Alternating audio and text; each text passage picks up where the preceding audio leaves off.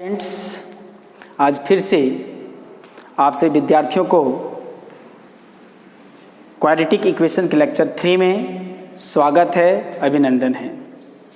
थोड़ा लेक्चर 2 की बात करें तो हम लोगों ने पढ़ा था फंडामेंटल थ्योरम ऑफ अलजेब्रा, बीजगणित का आधारभूत प्रमेय। उसमें हम लोगों ने ये सीखा था कि कोई भी इक्वेशन के पास जितना डिग्री हो उसके उतने सॉल्यूशंस होते हैं। जैसे यदि 3x² plus x plus 7 equal to 0 हो तो डिग्री कितना है? डिग्री कितना है? 2। तो सॉल्यूशन कितना होंगे? 2 होंगे। डिग्री कितना होता? 3। तो सॉल्यूशन कितना होता? 3। हम लोगों ने ये सीखा। तो कहता है कि ये बात जो है वो हम कैसे मान लें, ये कहता है कि ये बात हम कैसे मान लें कि जो जिसका 2 डिग्री होगा उसका 2 ही सॉल्यूशन होगा, जिसका 3 डिग्री होगा उसका 3 ही सॉल्यूशन होगा। किसी को तो आप मुझे प्रूव करके बता दीजिए। तो उसी फंडामेंटल थ्योरम ऑफ अरिथमेटिक का वेरीफाई करने के लिए हम लोगों ने ये थ्योरम को चुना है और आपने पढ़ा था। याद कीजिए, आपने पढ़ा था 10th क्लास में कि क्वाड्रेटिक इक्वेशन का सॉल्यूशन होता है x equal to minus b plus minus under root b square minus 4ac/2a, है ना? ये ना सीखा था हम लोगों ने। तो इस थ्योरम के माध्यम से ये सीखेंगे कि ये जो फॉर्मूला कहाँ से आता है। ठीक है, तो चलिए हम लोग अपने काम पे आते हैं, अपने टॉपिक पे लौटते हैं। तो every quadratic equation has 2 roots. हम लोग के प्रूव करने बोलता है, थ्योरम है कि every quadratic equation has 2 roots. कोई भी इक्वेशन हो, प्रत्येक क्वाड्रेटिक इक्वेशन का कितने रूट्स होंगे? 2 होंगे। अधिकतम मैक्सिमम 2 होगा, 2 से ज्यादा नहीं हो सकता। इक्वल हो सकता है, नेगेटिव पॉजिटिव हो सकता है, लेकिन 2 ही होगा। इस बात को हमें प्रूव करना है। ठीक है, जैसे इस बात को प्रूव कर देंगे तो फंडामेंटल थ्योरम ऑफ अरिथमेटिक भी क्या हो जाएगा? प्रूफ हो जाएगा। तो चलिए हम लोग देखते हैं, इसको बनाते हैं। Late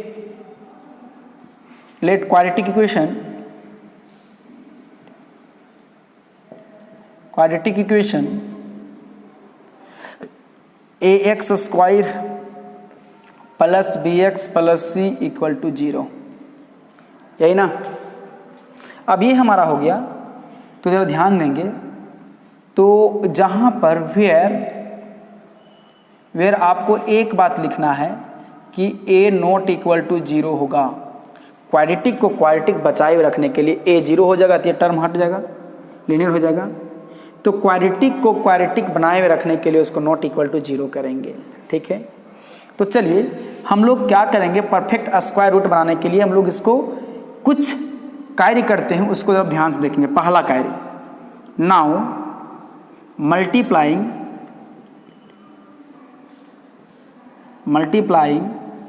bye a on both sides, दोनों तरफ a से मल्टीप्लाई करेंगे। तो छोटे छोटे शब्दों में देखें, छोटे छोटे एक्सप्रेशन पे देखें। ax² plus bx plus c equal to 0 into a। यहाँ पर क्या मिलेगा बताइए?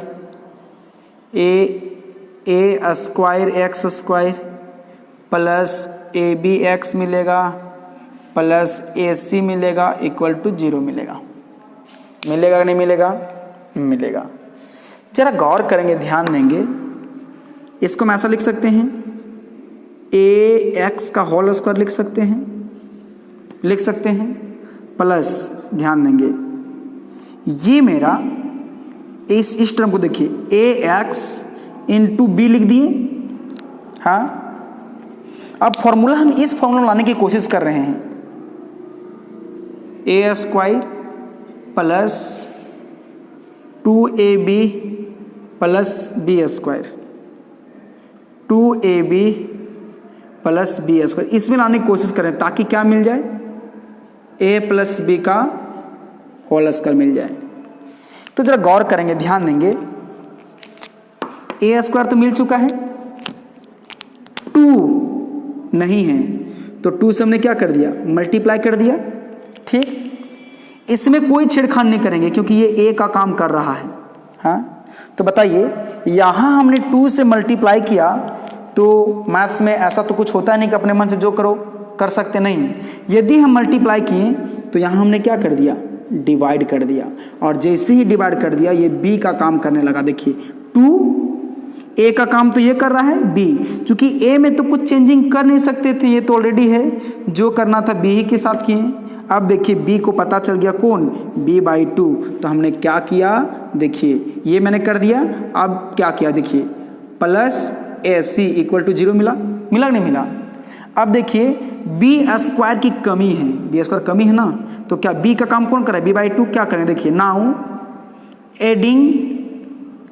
Adding both sides by b/2 का होल स्क्वायर। ऐसा क्यों किए, ताकि ये बंदा ये फॉर्मूला दे दे, a² तो मिल चुका है, 2a भी मिल चुका है, b² है ही नहीं।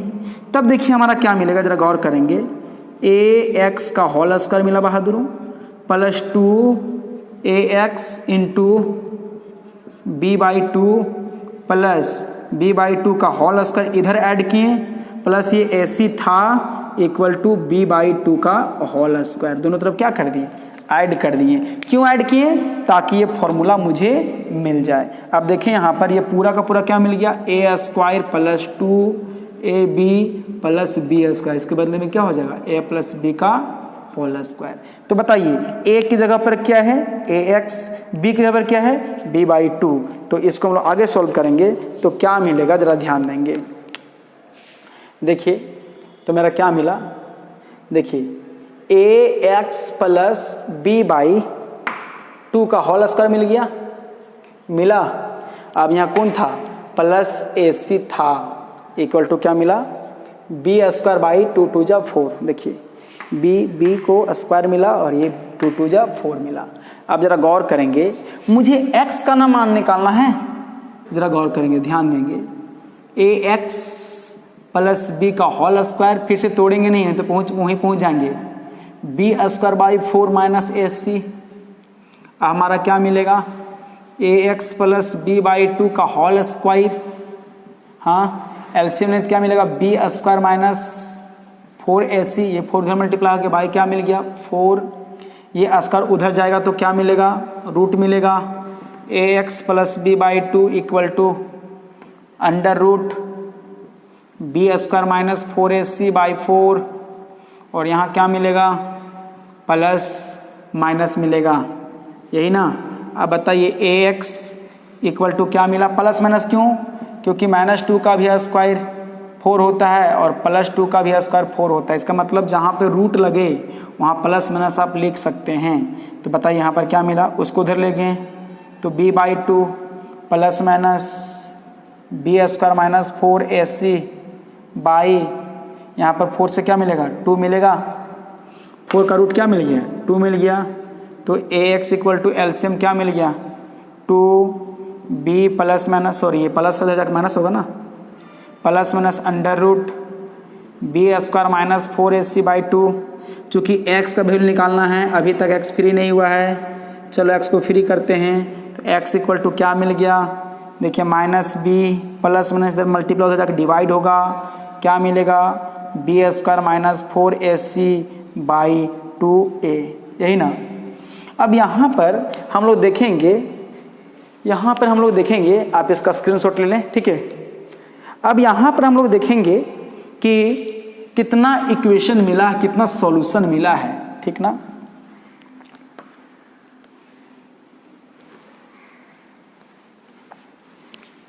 जरा गौर करेंगे तो हम लोग क्या मिलेगा, देयरफॉर x = क्या मिला, -b, एक बार प्लस ले लीजिए, प्लस √b² माइनस 4AC, हाँ बाई 2a, फिर एंड x = क्या मिला, -b, एक बराबर क्या किसको लेंगे, प्लस ले चुके पर माइनस को लेंगे ना, यहाँ पर क्या हो जाएगा,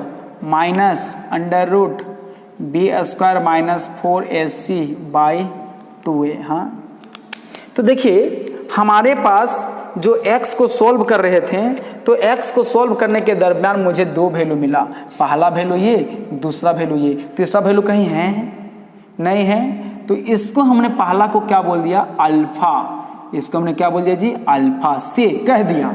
ये पूरा टर्म को हमने क्या बोल दिया, अल्फा, अल्फा उसको बोलते हैं, इसको क्या बोलते हैं, बी को टेल निकाल दो, पूंछ निकाल दो, ये बीटा हो जाएगा से, इसको हम लोग क्या बोलते हैं, अल्फा, इसको क्या बोलते हैं हम लोग, अल्फा, हाँ इसको हम लोग क्या बोलते हैं, बीटा, ठीक है।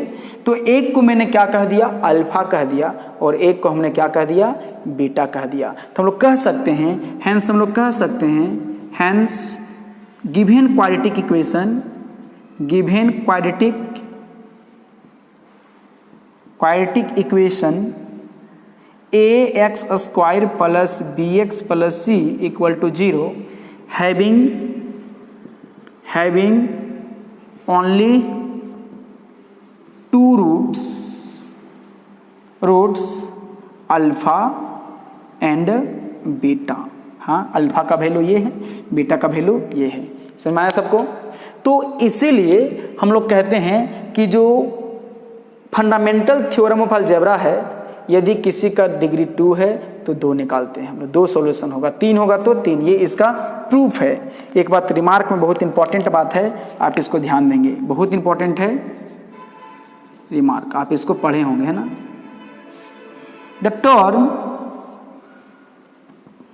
टर्म ये देखिए, ये वाला b square minus 4ac is known as discriminant,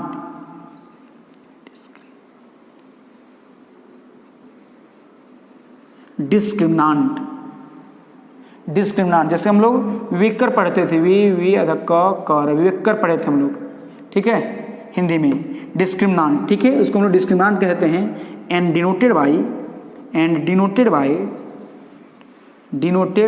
by बड़का डी, ठीक। दैट इज हम लोग कह सकते हैं बाबू कि डी का जो वैल्यू होगा equal to b square minus 4ac होगा। हाँ, बी स्क्वायर माइनस 4ac होगा, ठीक। तो आप आगे हम लोग को क्या मिलेगा जरा ध्यान देंगे।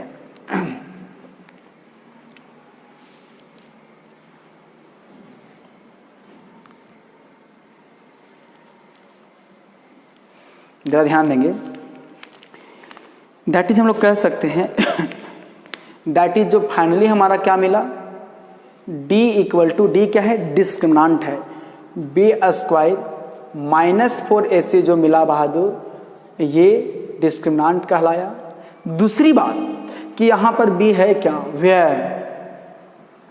वेयर b क्या है, देखिए यदि क्वाड्रेटिक इक्वेशन क्या है, ax square plus bx plus c है, तो b क्या है, कोफिशिएंट ऑफ x, x का गुणांक, गुना का अंक, तो ये मेरा क्या है, कोफिशिएंट ऑफ x, कोफिशिएंट मतलब गुणांक है ना, गुना का अंक।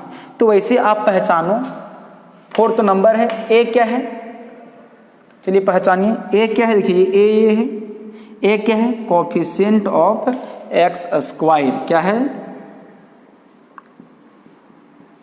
कोफिशिएंट ऑफ एक्स स्क्वायर, ठीक है।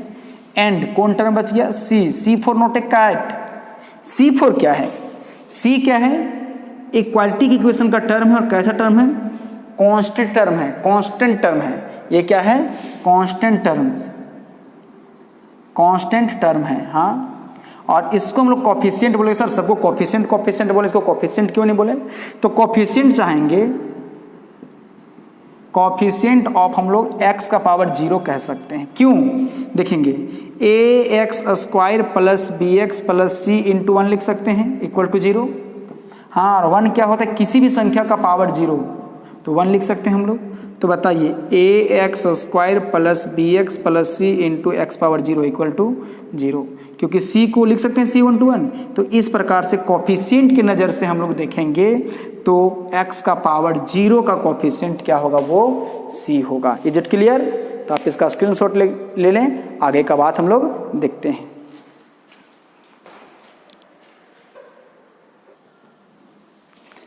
नेक्स्ट हम लोग का टॉपिक है बहादुरों, मूल्यों की प्रकृति। हाँ, किसी भी टर्म को हम लोग देख के, कभी कभी किसी वस्तु को देख के हम लोग उसकी प्रकृति जानने लगते हैं, उसका पूरा बायोडाटा हम लोग बनाने लगते हैं। जैसे ये कवर रेड है तो इसका प्रकृति हो जाएगा कि इसको जब हम लोग बोर्ड पे लिखेंगे तो रेड भी चल सकता है, हो सके ये ब्लैक चल सकता है, हो सके ब्लैक चल सकता है, उसके कवर इसका लगाया गया है रेड, हो सके ब्लैक चले ब्लू चले। लेकिन हम लोग मैक्सिमम टाइम पे देखते हैं कि जो कवर रेड होता है वो रेड ही चलते हैं, इसकी प्रकृति है। तो कभी कभी किसी वस्तु के कुछ पार्ट्स को देखकर उसके हम लोग प्रकृति के बारे में जानने लगते हैं, उसके नेचर के बारे में जानते हैं, उसका नेचर क्या है। जैसे किसी को कह देते हैं कि देखो वो जो है कोई आदमी जो है वो टीचर है, इसका समझ अच्छा ये पढ़ाता होगा, कुछ ना कुछ तो बताता होगा, चाहे मैथ पढ़ा होगा, फिजिक्स पढ़ा, केमिस्ट्री पढ़ाता होगा, लेकिन उसका प्रकृति क्या हो गया, उसके नाम के साथ उसके प्रकृति जुट गया कि वो टीचिंग का काम कराता हो, कहीं ना कहीं पढ़ाता होगा। लेकिन बोलते रहे देखो चोर है यार, इसका मतलब क्या चोरी क्या नहीं पता है, लेकिन उसका नेचर पता चलने लगा कि वो चोर होगा, कुछ ना कुछ चोरी करने का वर्क करता होगा या किया होगा। तो वैसे ही क्वाड्रेटिक इक्वेशन के जो मूल्य होंगे उसकी नेचर क्या होगी, ठीक है, कब उसके रियल होंगे, कब इमेजिनरी होंगे, कब रिपीट करेंगे, कब रिपीट नहीं करेंगे। तो उसके लिए हम एक डब्बा क्रिएट कर रहे हैं, ठीक है, और उसको आप ध्यान से देखेंगे।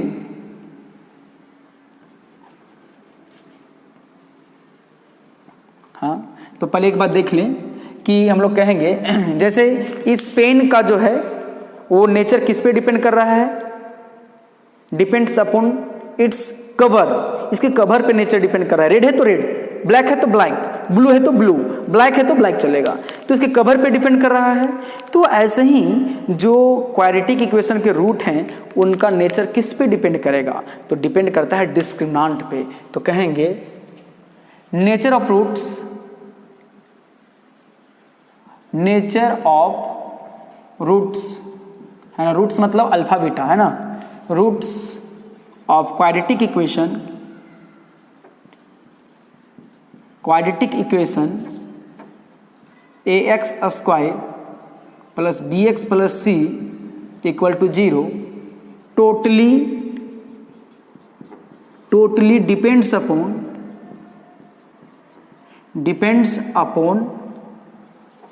इट्स डिस्क्रिमिनांट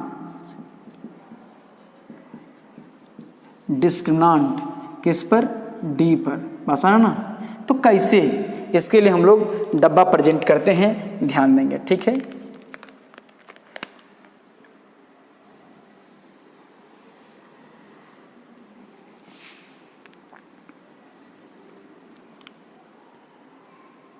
हम लोग यहां पर केस लिखते हैं,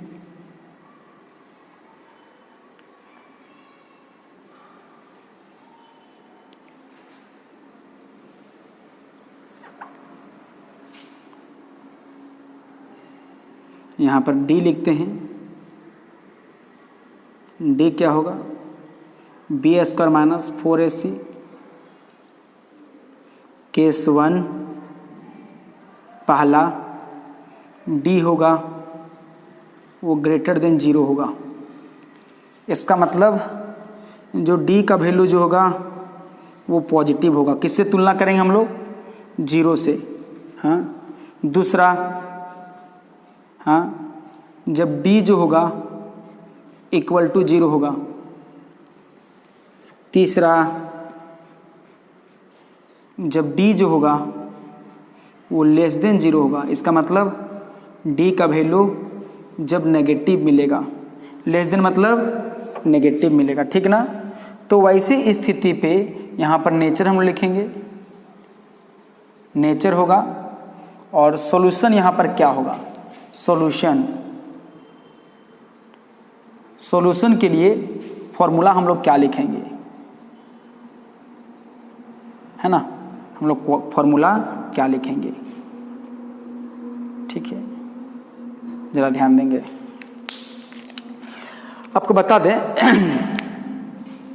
तो हम लोग को यहाँ पर जब d ग्रेटर देन 0 होगा तो नेचर क्या होगा, पहला इसमें दो नेचर की बात करना है, रियल रूट्स होगा, रियल रूट्स। रियल रूट्स कहने का मतलब x का जो भी मान आएगा वो रियल नंबर 1 2 3 4 5 आएगा। और दूसरा क्या होगा, अनइक्वल होगा, इक्वल होगा। इसका मतलब जो x इक्वल टू जो पहला होगा अल्फा होगा, और अल्फा का वैल्यू क्या होगा -b plus under root d direct लिख सकते हैं बाई 2a। हाँ, और x का जो दूसरा वैल्यू होगा बीटा वो -b minus under root d by 2a होगा, ठीक ना। और d जान ही रहा है क्या है, b² माइनस 4ac। बस माना ना। तो आप लोग यहाँ पर ये भी लिख सकते हैं, इसको डायरेक्टली ऐसे लिखिए b² माइनस 4ac। ये फॉर्मूला का यूज करेंगे जब मुझे d का वैल्यू पॉजिटिव निकले। इसका मतलब d का मान निकाले थे तो 6 आ गया पॉजिटिव है। हमको इस नंबर से कोई इंटेंशन नहीं है, इंटेंशन है इसके पहले क्या है, नेगेटिव की पॉजिटिव। यदि d का वैल्यू 0 आ जाए, तीन केस कर रहे हैं बाबू, एक बार 0 के बराबर, एक बार 0 से बड़ा, एक बार 0 से छोटा। 0 से कंपेयर कर रहे हैं, तभी हम बतलाए थे इस पहला लेक्चर पे कि कंपेयर करें तीन ही तरीका से, इक्वल टू, लेस देन और ग्रेटर देन। तो ये मिला हम लोग को। दूसरा जब होगा तो इसके लिए पहला में क्या होगा, रियल रूट तो होगा, हाँ रूट्स होगा, और दूसरा क्या हो जाएगा, इक्वल होगा, इक्वल होगा। इसका मतलब अल्फा x इक्वल टू जो अल्फा होगा वो क्या होगा -b बाई 2a। क्यों, क्योंकि ये देखिए पूरा का पूरा क्या हो जाएगा 0, देखिए प्लस क्या होता 0, तो 0 क्या मिलेगा, क्योंकि b² माइनस 4ac क्या मिला है 0 मिला है, तो खत्म, तो ये मिलेगा। और x इक्वल टू जो बीटा होगा वो इसी के बराबर होगा -b बाई 2a होगा। इस फॉर्मूला का प्रयोग करेंगे जब d का वैल्यू क्या मिलेगा 0 मिलेगा।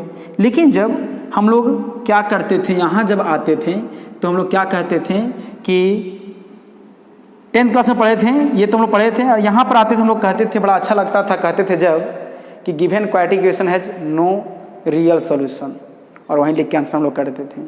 तो वही चीज़ को हमको पढ़ना है जहाँ पे हम लोग छोड़ते थे, और वास्तव में 11th का पढ़ाई इस बॉक्स में है। तो हम लोग को क्या होगा, यहाँ पर इमेजनरी होगा, क्या होगा, इमेजनरी होगा। और इमेजनरी कहने का मतलब जिसमें आई होगा, आइटा होगा, आयु से संबंध होगा, ठीक है। और दूसरा क्या होगा, अनइक्वल होगा, अनइक्वल होगा। और इसके लिए फॉर्मूला x इक्वल टू जो अल्फा होगा -b plus under root b² minus 4ac, और बाहर क्या लगेगा i बाई 2a। और दूसरा जो फॉर्मूला होगा beta equal to, alpha beta क्यों कर रहे हैं, क्वाड्रेटिक इक्वेशन है, क्वाड्रेटिक के दो वैल्यू होंगे इसीलिए, तो -b यहाँ माइनस होगा under root b² minus 4ac, और बाहर क्या लगेगा i, रूट के बाहर बाई 2a। दोनों में अंतर क्या है, केवल बाहर i इसमें लग जाएगा और अंदर i नहीं रहेगा। i क्यों लगता है, क्योंकि जो यहाँ नेगेटिव आएगा, नेगेटिव आएगा तो उसको हम लोग क्या कर देंगे, पॉजिटिव हम लोग कर देंगे। तो यहाँ पर आप ये भी कर सकते हैं कि b² को ना लिख के हम लोग 4ac माइनस b², यहाँ क्या कर देंगे 4ac माइनस b²। आप इस फॉर्मूला का प्रयोग करके डायरेक्टली वैल्यू आप इसको निकाल सकते हैं। अंतर देखिए, 4ac इधर आ गया, b² उधर चल गया, और इधर उधर के खेल में बेचारा किसको आना पड़ा, आयोटा को आना पड़ा। तो जब जब d का वैल्यू 0 से छोटा होगा, नेगेटिव होगा, तब तब इमेजनरी होगा, मतलब उसके सॉल्यूशन में i दिखेगा, x का वैल्यू में i दिखेगा, और अनइक्वल होगा, अलग अलग होगा। Alpha equal to -b plus under root, उल्टा formula 4ac minus b² by 2a। फिर बीटा का फॉर्मूला क्या, एक बार प्लस माइनस b माइनस उल्टा formula 4ac minus b² by 2a, ठीक ना। आपको बता दें रिमार्क में एक और बात बता दें कि रिमार्क में, हाँ देखिए, जो if quadratic equation, let quadratic equation क्या है, क्यू मतलब क्वाड्रेटिक इक्वेशन क्या है, क्यू मतलब क्वाड्रेटिक इक्वेशन क्या है, ax² plus b x plus c equal to 0 दिया गया है, then x equal to minus b plus minus under root b square minus 4ac by 2a is called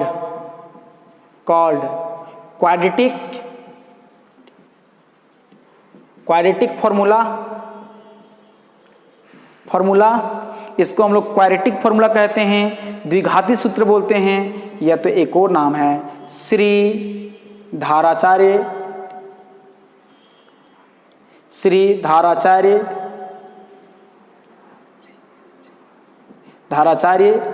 rule.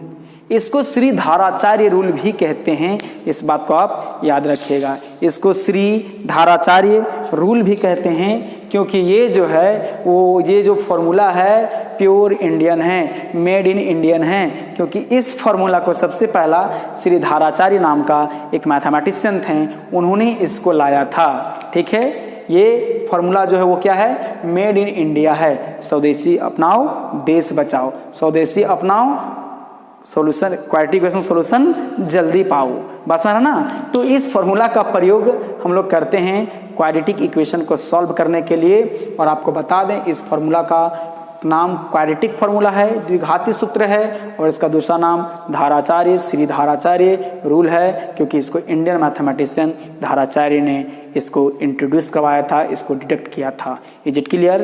I hope that कि आज का video आपको समझ में आया होगा। आप इसको पढ़िए, एंजॉय कीजिए। धन्यवाद।